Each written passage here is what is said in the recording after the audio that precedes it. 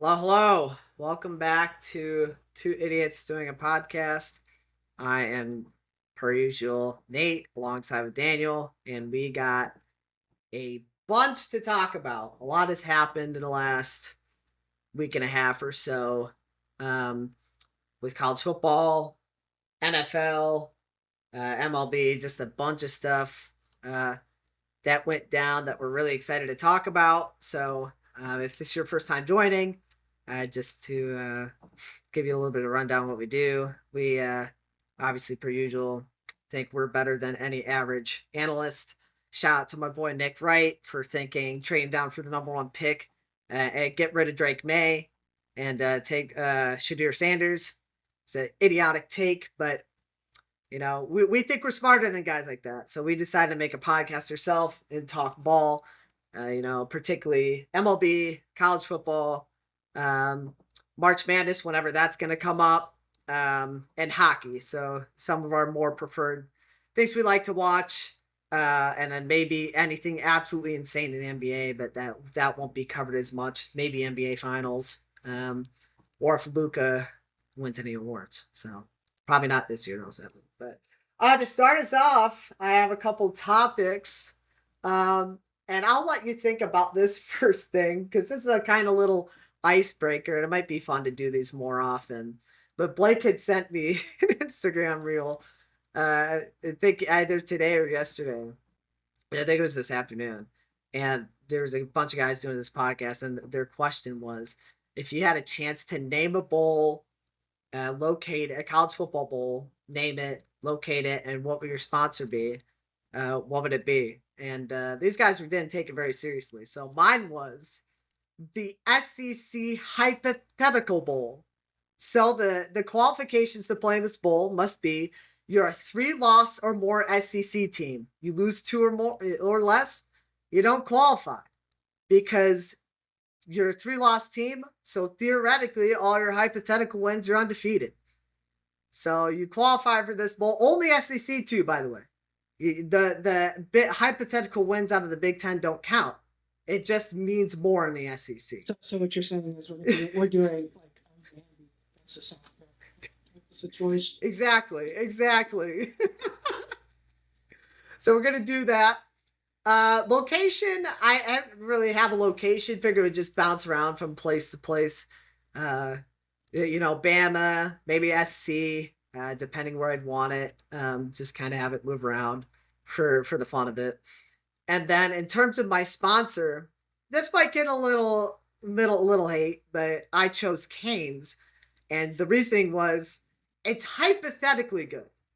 But Blake and I had always found it a little overrated. I liked Canes only when ACU scored 75 or more in a basketball game. You got to buy one, get one free. Then it hit different. But I never went to Canes just normally. So they were my hypothetical good restaurant. So if you got one, great. But I know it's putting you in the spot. So if you need time to think, I can jump into a couple other things. So I mean, the first one that came to mind. Yeah, I know there's a Bad Boys Mower tournament out in the March Madness tournament area. I say we bring that to the college football. Obviously, since we're talking about mowing lawns, we're going to do it down in the south somewhere. So we can jump around, but I'm thinking like Mobile, Alabama kind of thing. Okay. I mean, obviously a 6-1 bowl team can come play, but the catch is during halftime, one fan from each team will mow the field, and whoever mows their logo for their team the best, it doesn't matter what happens on the field, that team wins. Oh my god! So they're gonna play the game like normal, but after halftime, it really doesn't matter. You're not really playing anything because a winner's already been decided. The fan won it for you. Yeah, exactly. And then obviously John Deere's going to be the sponsor of it. Of course. It just makes sense. perfect sponsor. That's genius. I love how creative everyone got with it. It was all so different for everybody. There was a Tank Bowl one where only teams with 2 wins were allowed in it. That's. There was like some corn bowl that's just out in the middle of I Nebraska or mean, something. It's so funny. if we're gonna talk about wild bowls, let's just start with the Pop Darts Bowl. Like, Oh, if you cannot name a better bowl currently, right now, than the Pop Tarts Bowl. all right, hang on. Let me cook. In terms of entertainment, it did not beat the Pop Tart Bowl. But in terms of gameplay, aka 2 coaches almost throwing hands, you can't deny that the Cheez It Bowl was it was one of the more entertaining games. That's fair. We had 2 coaches throwing hands, and Brett Belima's got his rent-free smile going on while the South Carolina coach is crying. No particular reason. You can't really see my hands, but I'm waving them. So, you knew I was going to be throwing shade today. I was going to be wearing the Illini gear. I was going to be flexing our poverty 10-win season. Don't care. First since 2001. Embarrassing, but I do think the gameplay was a little bit. I didn't even really remember who played the Pop Tart Bowl. I mean, it doesn't really matter. But ultimately, yeah. I mean, the memes out of the Pop Tart Bowl. When you have the Pop Tarts walking out and they're like silver wrapping and then ripping it apart. Goated. I mean, at the start, you're like, okay, we know we're in for a good one. And then later on in the game, you have the frosted strawberry Pop Tart that got eaten last year, just resurrected, and they did a memorial for him. Like, come on. They're like, I don't know who's in charge of the sponsorship and going through everything for the Pop Tarts Bowl. They deserve a raise. They did a great job, and hear me out. It needs to be a college football playoff bowl. I agree. Screw the. I can't even think of a bowl I'd get rid of for it right now. But if you're going to be that entertaining outside the gameplay, then they need the proper respect. They deserve to be a playoff bowl. Even if you want to move it to for example, a site where a college football playoff game is. So move it to Atlanta. I mean, you could do that, but I mean, it needs to be in the playoffs. Everyone wants that. A game that actually matters playing, and then on top of that, it's just the Pop Tarts Bowl. I didn't think they could win up from last year, but they did. Well, I'm excited to see what they're going to do next year. I think that they're going to have it's going to be hard to top 2 years in a row now that they've been cooking, but man, that's some high quality content. In other words, I mean, yeah, not a lot of very, very entertaining bowl games. So the Pop Tart Bowl for sure came in clutch, and Illinois came in clutch as well. Totally not biased. So, so yeah, I guess since we're already on the topic of a college football playoff, we can highlight a couple things that obviously happened. So, as you all know, all teams that got a bye did not win. No team left has a conference championship. So a lot of people are heated about that. And so what are we thinking here? You had mentioned, should schedules play a bigger role in determining playoff games? What are you thinking? I mean, I think we're just getting the classic, the top 4 conference champs shouldn't get the bye. I know we've talked about that a little bit, but I mean, I don't think they were the 4 best teams. I think Georgia, if they had Carson Beck, yes, you can put them in the top 4. But I don't think, once again, Arizona State had a great year, but I don't think they're one of the top 4 best teams. And then Boise State, I mean, we saw that they unfortunately aren't. Like, they are a good team. They should deserve to be in the playoffs, but I don't think they were a top 4 team. I think teams like Ohio State, I mean, I think Oregon unfortunately got screwed because you had to play an Ohio State team, which is probably the toughest second round or quarterfinal matchup that you could have faced. I also think in a sense Georgia kind of got screwed because Notre Dame's a good team. Like, they're Yeah, they lost to Northern Illinois, but like they beat LSU, they beat A&M. Like they beat teams that are in the top 25, or I guess were in the top 25 at the time. And unfortunately, Georgia's now out because they had to play a tough team in the quarterfinals, where Texas and Penn State kind of got to not play someone that's as good as they are. I Yeah, mean, so like I said, schedule should matter. Ohio State had a hard schedule. Yeah, they lost to Michigan, but I mean, they also had to play Oregon in the regular season. Boise State had to play Oregon too, but that was their only big game. Texas, I understand Texas had a soft SEC schedule, but it's still an SEC schedule. Georgia had to play Ole Miss, Bama, all of these bigger SEC schools, and still came out with 2 losses. I mean, those should matter more. Notre Dame, I mean, they played Army, Navy, they played A&M, LSU. Like those are tougher opponents than I think what Boise State faced. Arizona State did have a tougher schedule, but the Big 12, I don't think, in a sense, is as good as the SEC and the Big 10. yeah, for sure. And whoa. Okay, well, I'm just gonna ignore that since we're not uploading anyway. Um, but I might turn off my camera here if it keeps doing that. That was weird. Yeah, I think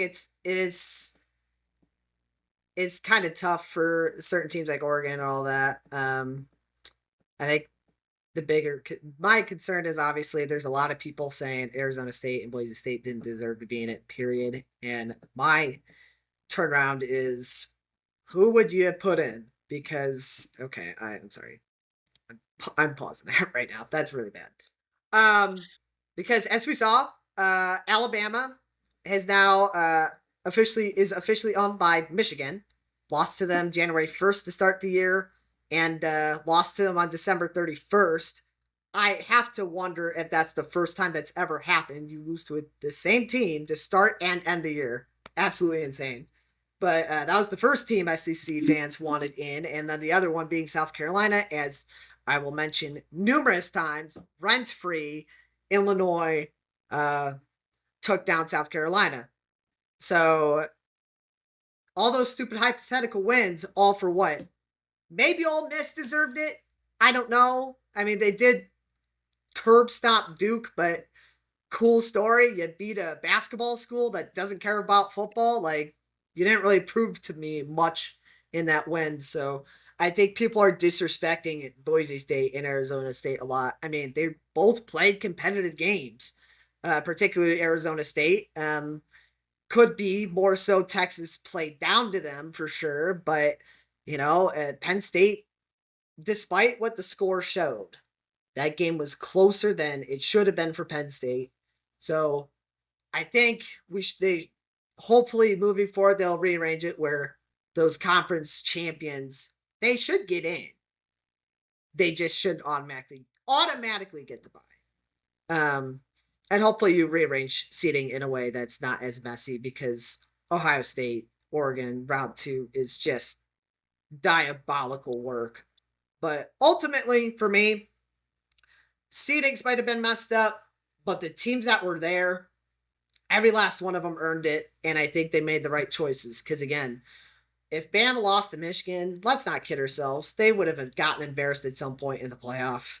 Same with South Carolina. If you're losing to a Mickey Mouse program like Illinois, like I'm embracing it. We're not good usually, so if you lost to us, you did not deserve it.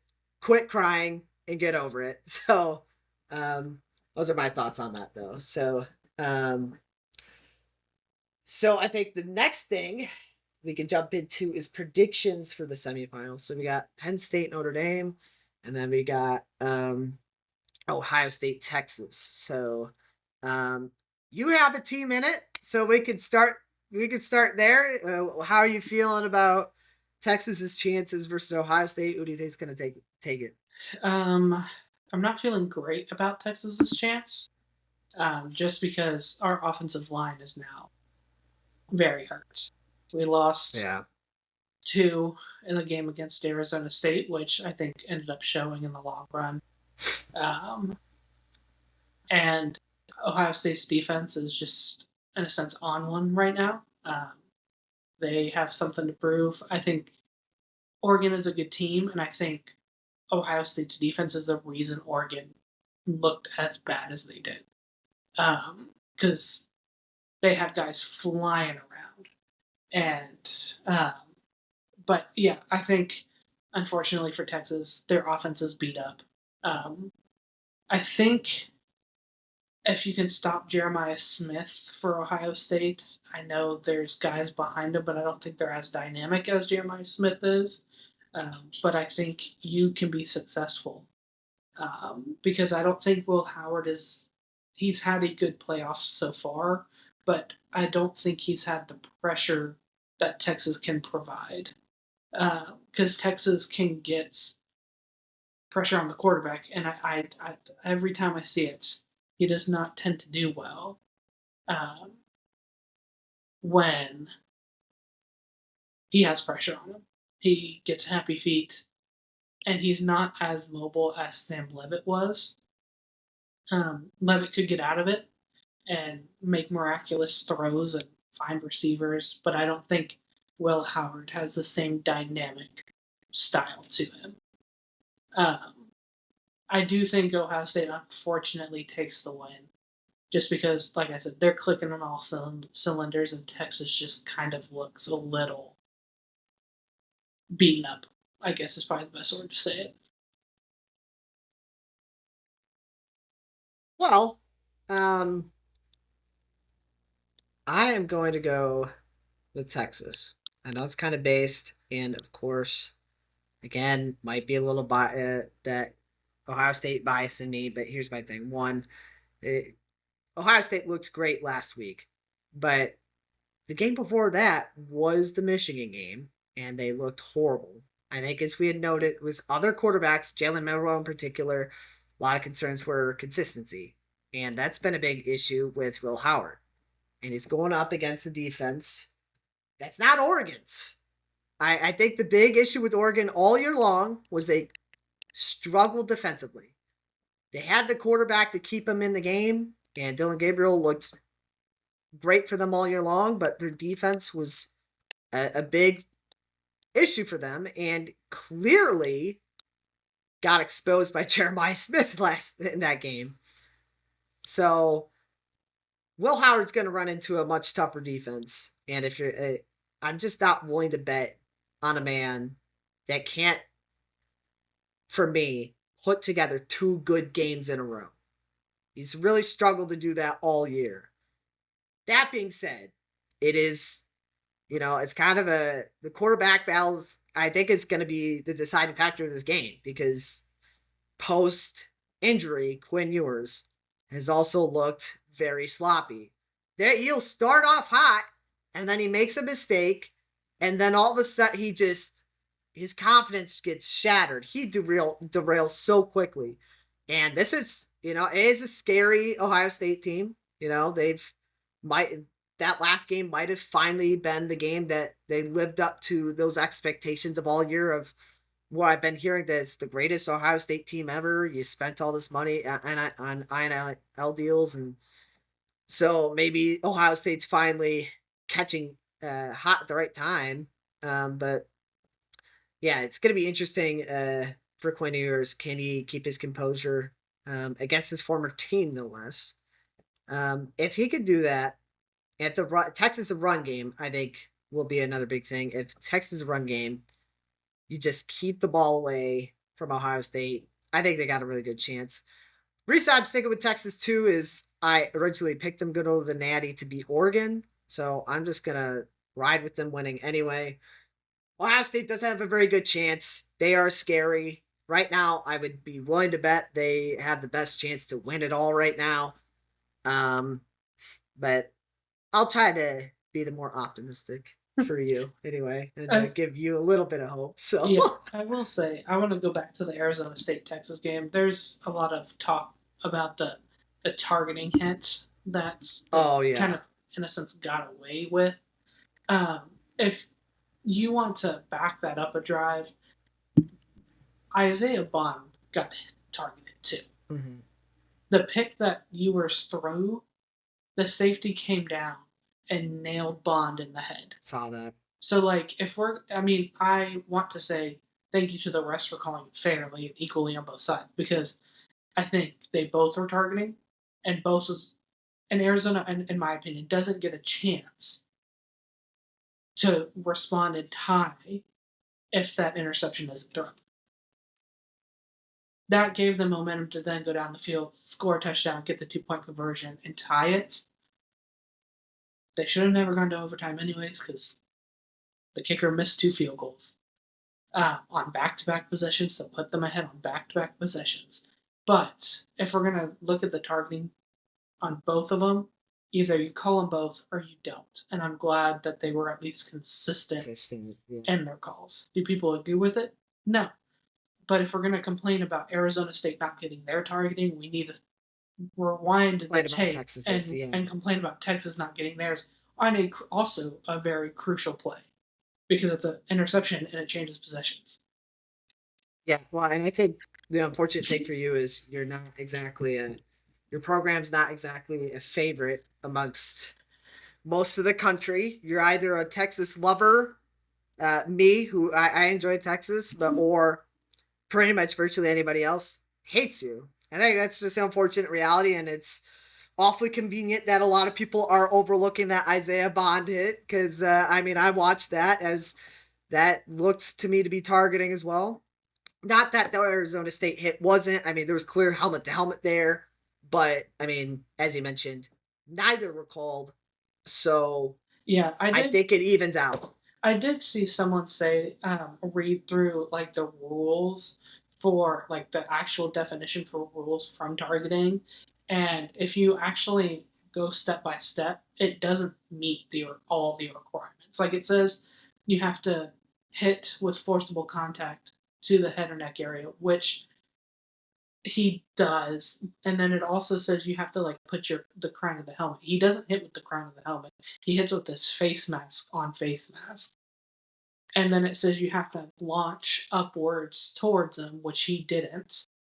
He never left the ground. He never launched. He was making a tackle. He was on the ground, yeah. He was on the ground. He didn't launch towards the guy. So, it doesn't meet all of the requirements of it, but also if they would have called it targeting, I would have understood because it is a hit to that. But once again, you got to call Isaiah Bonds also. Hey, really quick on that, I think they need to. You just need to break out helmet to helmet versus targeting because you don't want to be about safety. You could very easily just. It should have been flagged for helmet to helmet. There's clearly helmet to helmet contact there. I think you could, but that doesn't necessarily have to mean it's targeting. There's just a lot of unfortunate plays. A guy's sliding down and you can't stop your momentum, and all of a sudden you helmet to helmet get flagged for target. I think there just needs to be a more clear definition of targeting versus, an unintentional helmet to helmet contact. Because there are instances where I can very clearly see he hit the guy in the helmet, but I don't think that's what he was intending for. So I think for me, targeting has more malicious intent behind it. And I think the vast majority of the time, I just don't like plays being called targeting because the guys are just playing out the play. And it's just unfortunate that they made helmet to helmet contact. So now, if a play like that happened in Ohio State versus Michigan or Texas, Oklahoma, yeah, I'd probably call it targeting because it's a heated rivalry. Yeah. And you could probably assume that there's a little bit of intent behind it, but there's no history behind these two teams. I really don't think either side was trying to be malicious behind the hit. But yeah, it's just unfortunate situation that happened. Yeah. So on the flip side, we have the other game, Notre Dame and Penn State, and I can start us off. And I'm just kind of so back and forth on this because it's just a battle of mid. No disrespect to these guys, but Notre Dame, just some of the narratives, like Notre Dame historically in the past couldn't beat powerhouses. nor can James Franklin. James Franklin has had a history of struggling against teams ranked in the top 10. So it's kind of interesting seeing those two teams meet up with each other now.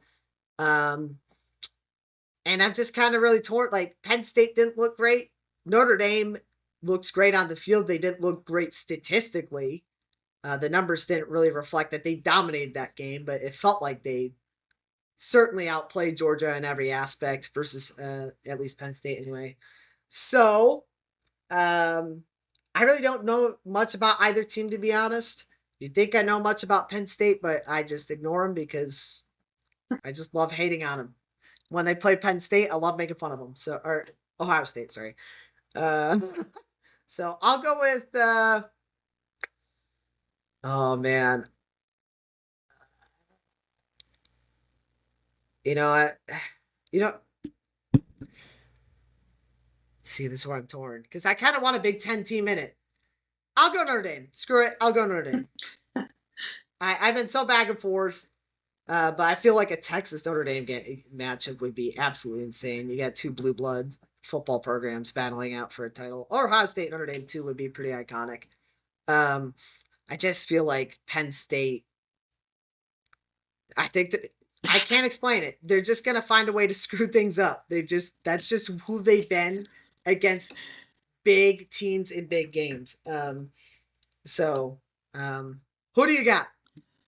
Um, I don't know. Yes, This is a game that easily could go either way.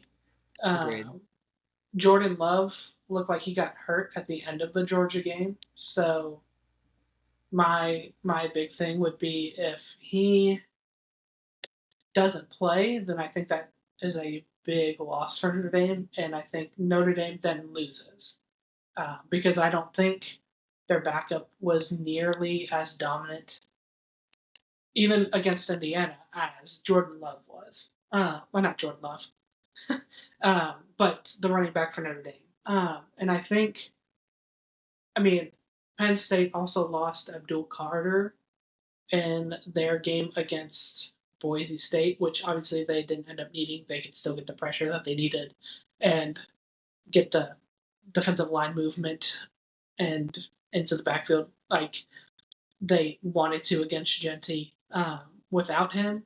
But I think if he plays, then Penn State's defense is a different defense because that dude, I watched him against SMU and he was in the backfield, I would say at least 60% of the plays. Um, and so if they get him back for the game, which you do get a little bit more rest because there's like 7, 8 days off in between. I think it's 10 actually because they played on Wednesday and I think they play on Saturday. So I think it's a 10-day gap between games. So I think in a sense, no, he should be back. But if he isn't, then that's just a different Penn State defense. I think Penn State's running game, if they can get that on, I think is the most dominant run game and left in the playoffs. When you have two backs that can do the exact same thing and produce the exact same amount of the exact same numbers, I think it's going to be hard for Notre Dame to stop. And if you're consistently doing that the whole game, their defensive line is already depleted. They're going to be exhausted by the fourth quarter. And I think that's if Penn State can hang in or even take the lead into the fourth quarter, I think Penn State can just run away with it in the fourth quarter, just with their defense being exhausted, if they can get their running game going. I think Drew Allard is a good quarterback. There's just times, like with Quinn Ewers, that he just looks off. And I think that that's a little bit what happened against Boise State, but he did look good against SMU. So if he shows up and plays well, then I think Penn State wins this. But once again, if Notre Dame's running back doesn't play, then I think Penn State pretty much, in a sense, walks away with the game. Because I like Leonard, but I don't think he's gonna take over the game and dominate the game like some quarterbacks can. Makes sense. Yeah, you had much better explanations than I did because I just don't know the teams all that well for the most part. Yeah, and having a good run game will help out a ton. So, But then it's James Franklin, so you never know. yeah, it is James Franklin. That is the thing. Oh my gosh. Yeah. Well, it'll be fun to watch, and hopefully the 12-team playoff at the very least is cured the Final Four issue of just nonstop, not nonstop blowouts, but I think I saw a stat that was like 60% of the 14 playoff games were decided by 3 scores. So hopefully we at least see one game that's relatively close. And I think with these matchups, I do expect both of these games to be relatively competitive. Probably more so Notre Dame, Penn State, Yeah, um, and barring injury. and So I like that 3 of the 4 teams. I mean, I'll include Texas in that list because they only made it to their first playoff last year. 3 of the 4 teams aren't like constant playoff teams like that made the semifinals in the past. Ohio State yeah, is really the only one that has made the semifinals or has made the 14 playoff in the past. And so it's cool at least to see 3 newer teams play in a semifinal that you maybe would not have seen 2 years ago. And also, all I gotta say is they honestly all have really good helmets, and I think it's a good helmet matchup. I like Longhorn's helmet. I think Ohio State's helmet is.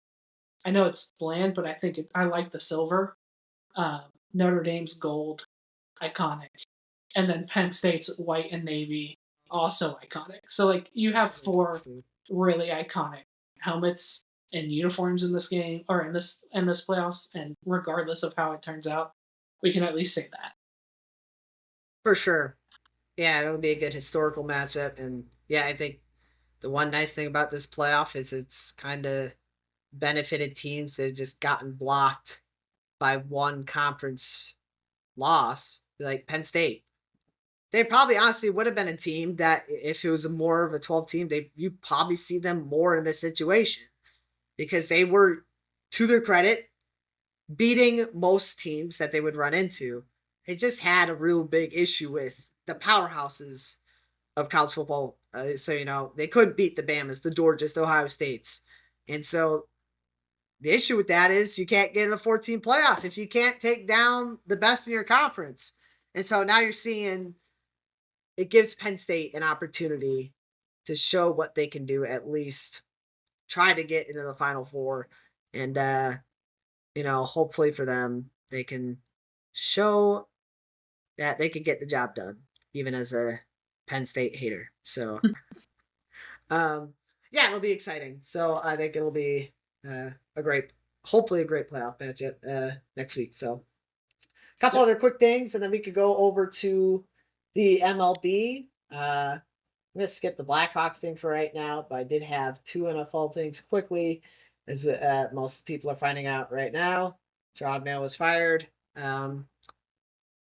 Just very bizarre. Just kind of how this whole process worked out. They didn't really do a lot of digging this last off season to hiring their coach. They just were kind of locked in as Gerard Mayo being the guy. Didn't really interview anyone else, and look what happened. I don't know, it's just surprising. And as I had texted you earlier, teams like the Browns and Jets do this all the time, and it's led to them becoming dysfunctional organizations. I just don't think it's fair to, barring something absurd like a Udoka situation with the Celtics. He had that affair with somebody on their staff. Like that's understandable. You violated a team rule. Doesn't matter what you did. It's not a good look. So you can't do that. So stuff like that, I understand. I saw red flags out Gerard Mayo. Calling your defense soft after being the #1 rush defense last year is crazy work. You know, questionable times at choosing timeouts, questionable decisions wanting to throw the ball versus run it with Drake May. But a lot of that's more on the offensive coordinator. It's just overall, I feel bad for Gerard. He's a franchise legend when he was a player, and I was kind of be tarnished because he's getting a lot of hate as a coach, and I just don't think he was given a full chance to, at least if you're gonna fire him, at least give him the offseason. See, you got $100 million in cap space. See what you do with that. And then if he starts off poorly, then you can give him the boot. 1 year's not enough, no matter what it is, unless if you go winless. Yeah, I mean, then maybe you could can him, but it's yeah, just not fair in my opinion. yeah. I mean, I think this for a lot of situations. I mean, the Bears are a different situation, so they do not loop into this. But I think not a quarterback, a coach needs more than 1 year because he doesn't have a chance, even in this sense, to establish his culture. So, like, you're coming in with players that have played for the last coach and are used to the last coach. And it takes more than just a single year, especially if you're a team rebuilding, to turn that around. For the Patriots specifically, like Drake May is probably their biggest hope right now. If you go out this offseason, get the people that you need to surround him with, and you feel like you then should be a winning team or at least have a winning record, and he doesn't live up to that, that's a different story. But throwing the offense wasn't great last year. You just throw Drake May into this. The offense isn't going to be great if Drake May is the only addition to it. Yes, the defense should still be doing what the defense is doing because most most of them are the same from last year.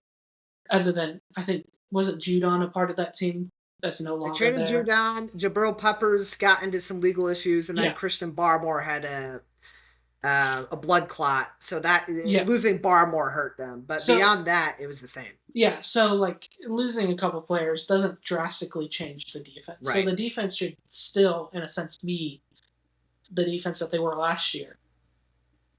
The NFL is just hard. You have to be perfect or near perfect every game, and you have to have weapons surrounding you.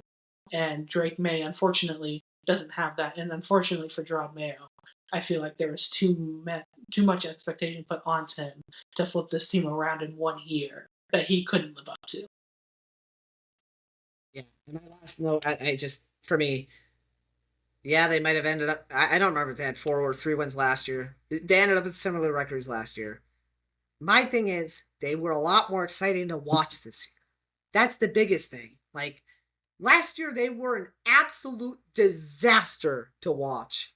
Didn't matter who you threw in. Mac Jones was really bad. Bailey crappy. I won't call him by his real name. Screw that bum. Um, He's with he Cleveland now. was, yeah, and he looks bad in Cleveland today. And what a shocker. Um, but yeah, I mean, it's just like it didn't matter who you threw in. That offense was abysmal. And they got rid of 2 receivers, half the receivers in the offseason. Juju got dumped. Devontae Parker was dumped and ultimately retired. You know, Kendrick Bourne was missing 75% of the year. So you're having to recoup your entire receiving core, of course. Well, I think this might support him too. You drafted Jalen Polk over Lad McConkey is just crazy. And Yeah. there might be time for him to turn around, but Lad McConkey had what? Well over 700 receiving yards. You know how many Jalen Polk had this year? 87. Sheesh. 80 freaking 7. That is not Teron Mayo's fault. That the GM literally traded down with the Chargers. And it's just like I don't know why more people aren't mad at him right now.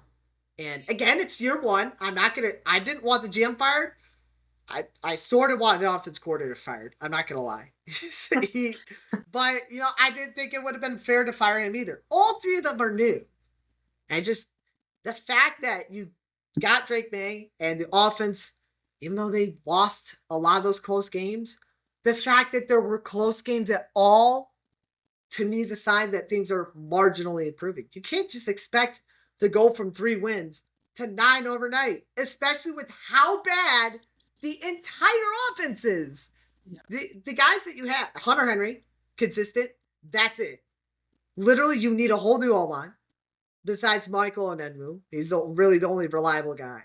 The run game is weak. Ramondre's kind of struggled now. Of course, that you could blame the O-line for that as well. And as I mentioned, who are we throwing to? Who in the world is Drake May throwing to? So it's just like, I can't blame Gerard Mayo for this because the entire offense blows except for 2 guys. So it'll be interesting to see what they do in the offseason. And if they hire Mike Vrabel, to me, like, great, but why didn't you do that last year? Like, he was there. So it just seems weird to me that you wouldn't have hired him in the first place. You just wasted a year to me, in a sense. And you could have still had Jerome on staff. I think it would have been great, but Yeah. it's what it is. We'll see. I'm curious to see what they're going to do. Gerard, I know you're getting a lot of hate. I'm not one of them. I feel bad for you, buddy. You kind of got screwed. So, although, last thing, there were a lot of red flags. I will give people that. As I mentioned, calling your defense soft, that's diabolical. So there were red flags with him, but you can't fire just based off red flags. So the only other thing, and this could be just a quick shout out, we don't really need to talk about it, but Mike Evans, he did it. He within 30 seconds of the game, there's 30 seconds left in the regular season. Baker Mayfield dumps it off. Mike Evans needed, I don't know how many yards. He got a 9-yard reception. The Saints let him have it. Class act by them because, it's your rival. You didn't have to do that, but it seemed like they kind of let Mike Evans get that and let him continue the streak to tie Jerry Rice for the only other receivers to have their first 11 seasons have 1,000 receiving yards. And before people say there's an extra game, Mike Evans was out 3 games. Yeah. So he did it under 16. So that's what I was going to say. So, congrats, Mike. You were the only good guy on my fantasy team, despite missing 3 games. I love drafting you every single year because you are literally the most consistent player, maybe in sports. And he does not get the appreciation he does just because he plays in a market that's not as recognizable. So just wanted to give a quick shout out to him. So I don't like Texas A&M, but I mean, I got to give credit where credit's due. Mike Evans is great. He's literally, if you look up the definition of consistent, his picture should be there because that's what he is. He carried Johnny Manziel. I'm just saying.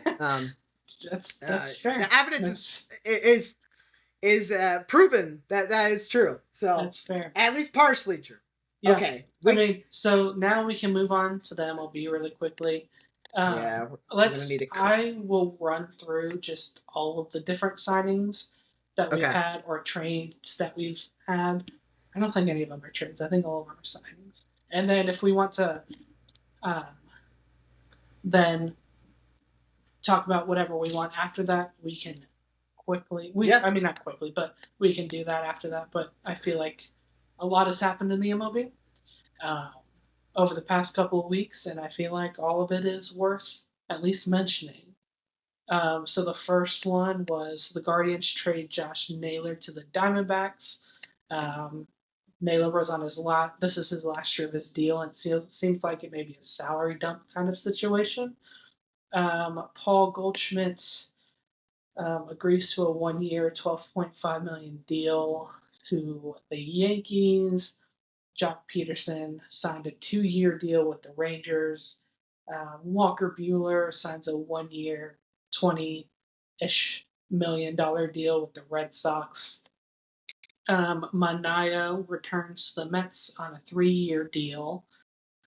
Teoscar Hernandez goes back to the Dodgers for a 3-year, $66 million deal. And I think there's also another year on the back end of that. That's a mutual option where both have to agree. I could be wrong, but I think that's the case. And then Burns, which is probably the biggest one, the one that we were kind of waiting on the most, because other than Fried, he was the next biggest pitcher on the market. Goes to the Diamondbacks on a 6-year, $210 million deal. There's an opt-out in there, I think after year 2 or 3. I could be wrong again, but I'm pretty sure that's what I saw. I imagine there's one there. And then Gleyber Torres to the Tigers for a 1-year, $15 million deal. I think that's it. Like I said, it's been a busy free agency the past couple of weeks, so we may have missed a couple. But these are the majority of the big names that have gone off the board. Yeah, I could think of one or two others, but my plan was to cover them for the next episode. So these were the main highlights of what had happened up to this point. So I mean, let's get the cat out of the bag. Obviously, the biggest signing here, Corbin Burns going to the Diamondbacks. If you had bet money on that, congratulations, you probably won. You probably cashed in a decent parlay there because that would have been a heck of a bet, man. Because I did not have the Diamondbacks sneaking in and stealing him, but had to wonder if taxes play a big role in that because it's not a very tax heavy area, at least compared to the teams he was talking to in Toronto and the Giants. So, but good for the Diamondbacks. We'll be curious to see how this works out. If Corbin Burns has a bad year, kind of curious how the owners can handle it. As a certain Texas Rangers legend got blasted by their owner, Jim Montgomery. So curious to see how that fit is going to work out. Because to me, if I see something like that, clearly their owner's not the most mature person in the world, but money talks. And honestly, they're also a very competitive team. So it's not like they're a team that, like the Rockies or not like a basement seller team. They were in it to the very last inning of the MLB season. Obviously, just didn't play out in their favor in that doubleheader. So I think it's a good move for Arizona. Obviously, you're a ways away from competing in the division. It's just kind of unfortunate that you're stuck with the LA deferrals. Sorry, Dodgers. But yeah, I think it's a good move for them, and um, hopefully it could help them contribute, making it back to the postseason. Obviously, they'd lost Christian Walker, but I guess that's where Josh Naylor would come in and help fill that void a little bit. So overall, Arizona made a couple decent moves. I like both these moves for them. Just hope that they do well so that their owner doesn't say anything bad about them. Yeah, I mean, But I think the Diamondbacks now have a good. I mean, they at least have a good 1-2 punch with Zach Gallen and now yeah, that'll be Corbin Burns, nasty. which is what they need when you have the Dodgers in your division and you have the Padres in your division. Both teams that can offensively do very well. And then if Montgomery decides to click it back on, which I think last year was just an outlier, because if you look at his career, he's that one is very outside of what he normally does. Um, if he comes back and does Monty things, then I think you've got a good 1, 2, 3 punch, and then you make the playoffs, and it's going to be they're a scrappy team. They're young. They've always been scrappy the past couple of years. It's the reason they got to the World Series uh, in 2023. Uh, and I think if you have that 1, 2, 3 punch, they're going to be hard out in the playoffs. If all three of them Power of friendship on their side too. I That's not mean, what the Dodgers got. and then you have a young guy. I mean, Fott. He had a good 2023 postseason. At the end of it, he struggled against Milwaukee in his first start, but then against the 2 games against Philly and then the game against the Rangers, he did well. And so he's young once again, but he's just another number 4 guy that could slide in there and give you some innings if you need it. That could be a really nasty rotation. Definitely a rotation that they're hoping to keep up with LA's, which potentially could, because the one downside of the Dodgers recently obviously has been keeping their pitchers healthy. So as long as you keep your rotation healthy, obviously they're hoping that can keep them at least competitive to get them into the postseason and then do some damage from there. So, and maybe hope for another 1-for-23 situation between Freddie Freeman and Mookie Betts. They just kind of got to pray. But yeah, so I like both those moves for Arizona for sure. Obviously, another big one was Teoscar Hernandez returning to the Dodgers 3-year deal. Uh, I think it's a good move for them. The fact that they were talking with Juan Soto to me was just utterly crazy because, you know, God help us all, they did not need him. I think Teoscar was a much better fit anyway. Of course, that being said, Soto was a generational player, so he would obviously fit in anywhere on that stupid lineup. But I like this move for LA, other than the fact that they deferred more money. So help us all. It's freaking ridiculous. But, yeah, there's no rules against it. And so I will give them kudos. They're just taking advantage of all the money they can spend. So they want to win and they're spending it by all means, even though we all hate it. So, I think Teoscar just played very well in LA, and I think it's really important that they brought him back because a lot of teams wanted him, and so clearly winning is on Teoscar's mind, and I think it's just a great move for both sides. So, I and think with then Teoscar, I think the Blue Jays were also once again a team in the conversation, which they yep, let him go. Anyways, yeah, and once again the Blue Jays lost out. Um, and once I think Gleyber Torres was another one that the Blue Jays had on their list and lost out. Um, yeah, so I think Teoscar going back, he had I'm pretty sure he had a career year last year with the Dodgers, which kudos to you. And I think, like you said, they needed him back. He fits better with their organization than Soto would. He's cheaper than Soto. I mean, he doesn't get on base like Soto does, but he's going to give you. He's more of a home run hitter, an RBI guy, which they already have a lot of, but it's always nice to have more. And also, Teoscar's historically good in the outfield. So you're not sacrificing someone to have to sit in DH because Teoscar, I mean, you have Otani. And Teoscar is good in the outfield. So I think overall, it's like you said, it's a good signing for them. Sucks that they deferred it, but it's a good signing. We'll jump to the Mania. Sorry, I almost pronounced that wrong. He got the 3-year deal for the Mets, but I think the biggest, unfortunately, for the Mets that went on was they offered Pete Alonso a 3-year, $90 million deal, but he denied it.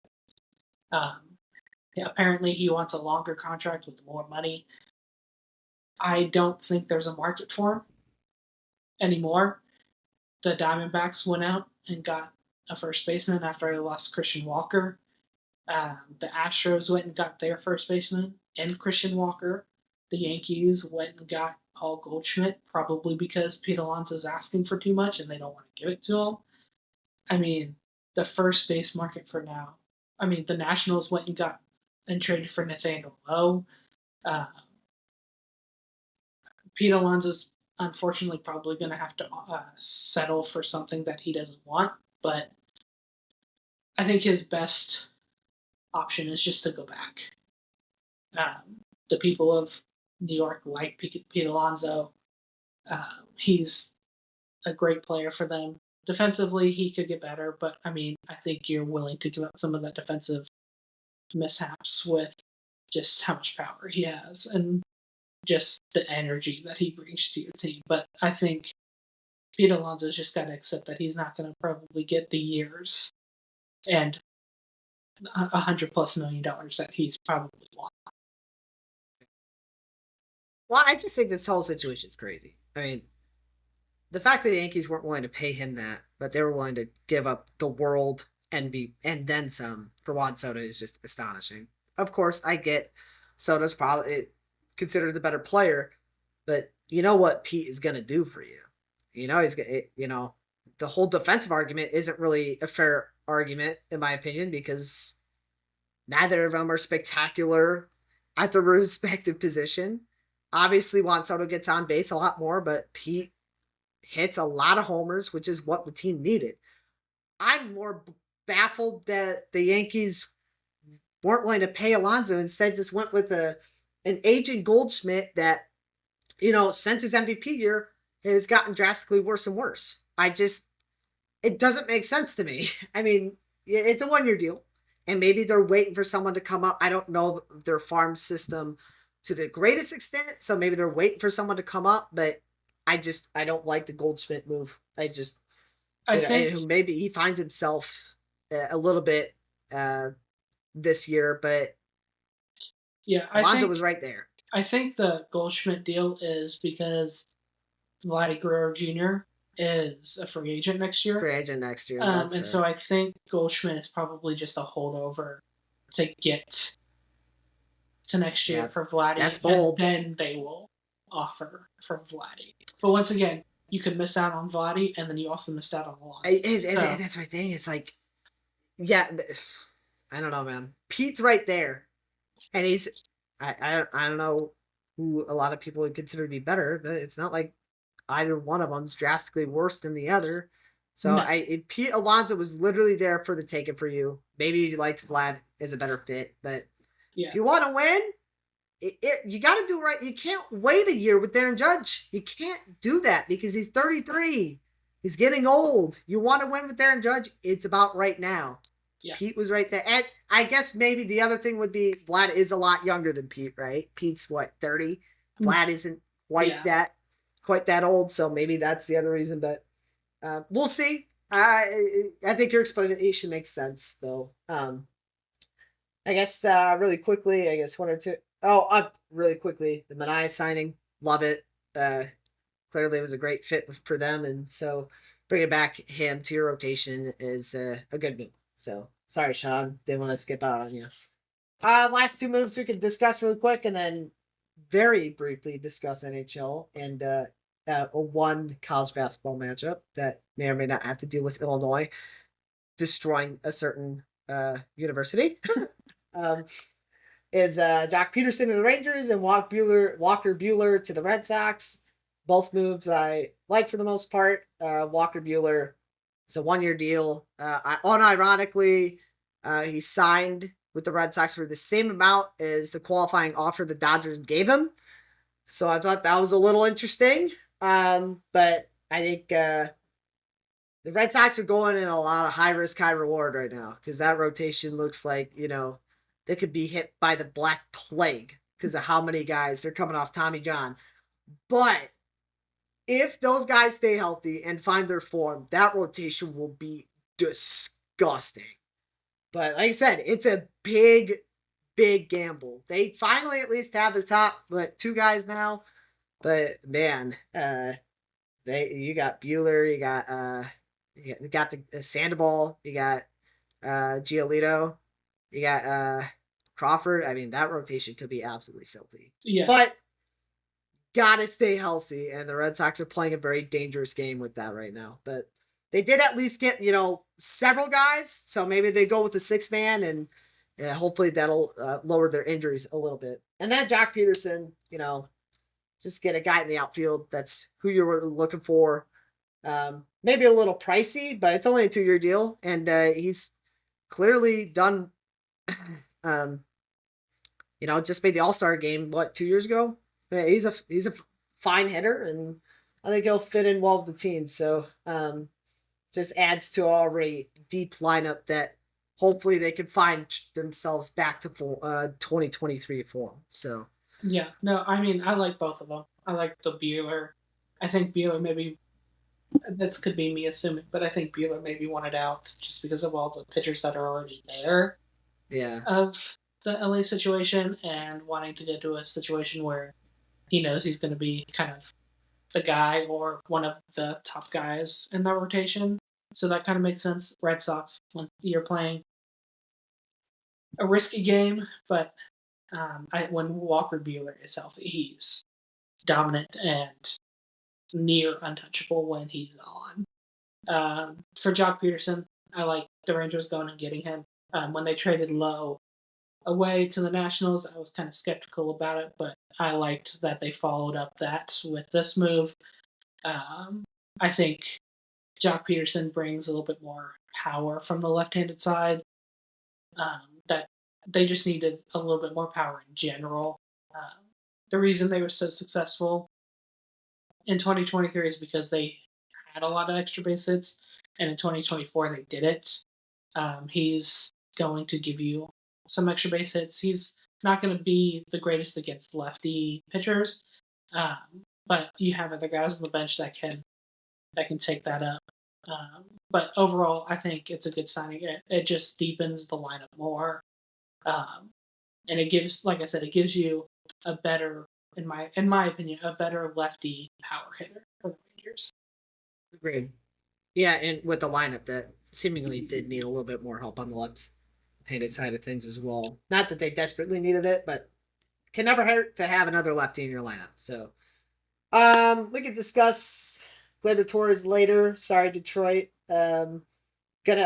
I think it also helps to wait on that too because they are in talks with Alex Bregman right now. It does seem like that market's cooled off a little bit. I have not heard much about that, but last time I heard, Tigers were talking with Bregman, and so help me, of course, Toronto is in the market for literally everybody, and not a single soul wants to sign with them. But Yeah, if we want to talk about the biggest losers of the off seasons, it's 100% Toronto. Toronto, lock it in right now. But we'll go a little bit over just because we have a couple of quick things to discuss. NHL, shout out to the Sabres. This doesn't age well as much as it did when I first wrote this, especially since the Blackhawks got swept by Buffalo this year. So help me. We're so bad. But the Sabres did start off the December by losing 13 in a row.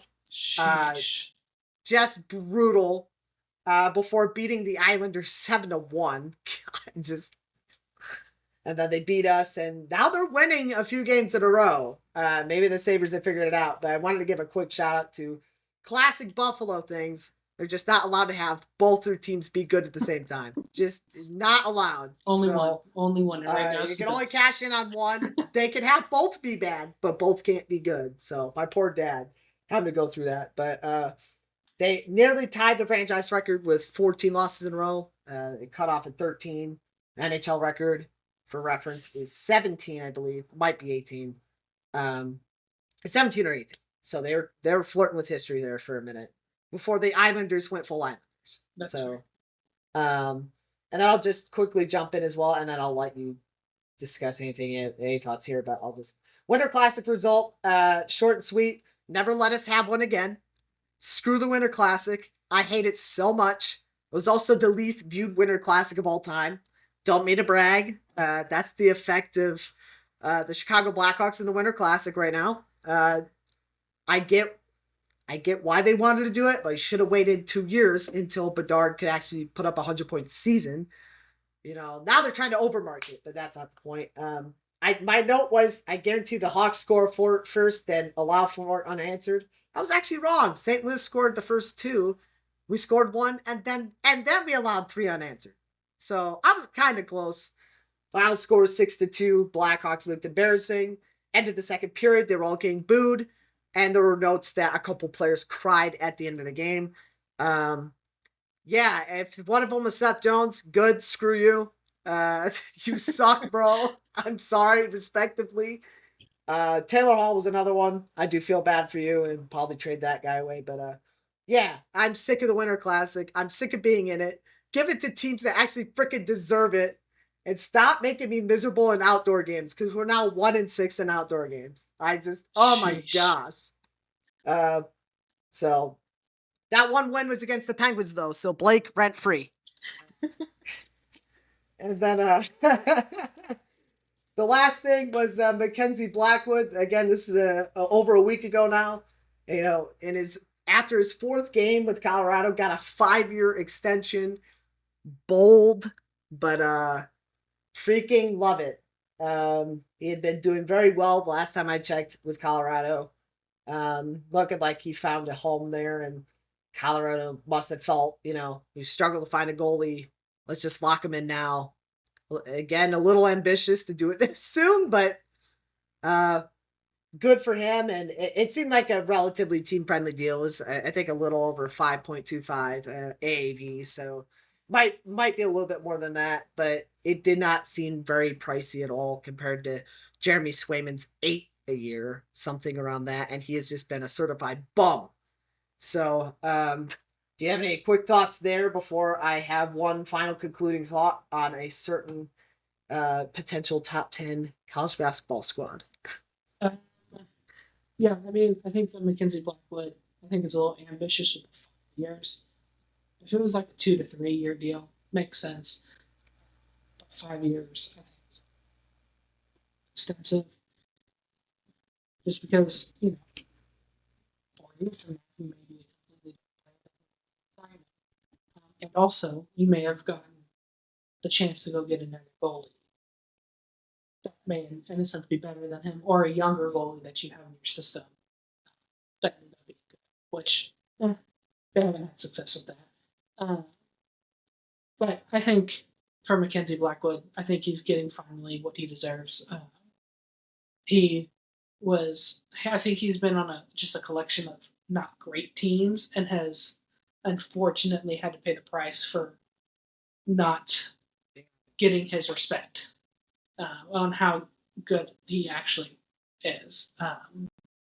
But I hate that he's in our division because he is a good goalie, and I do like watching him when he played with San Jose. The couple games that I got to watch him against the Stars, hated watching him because he would make saves that he did need to make.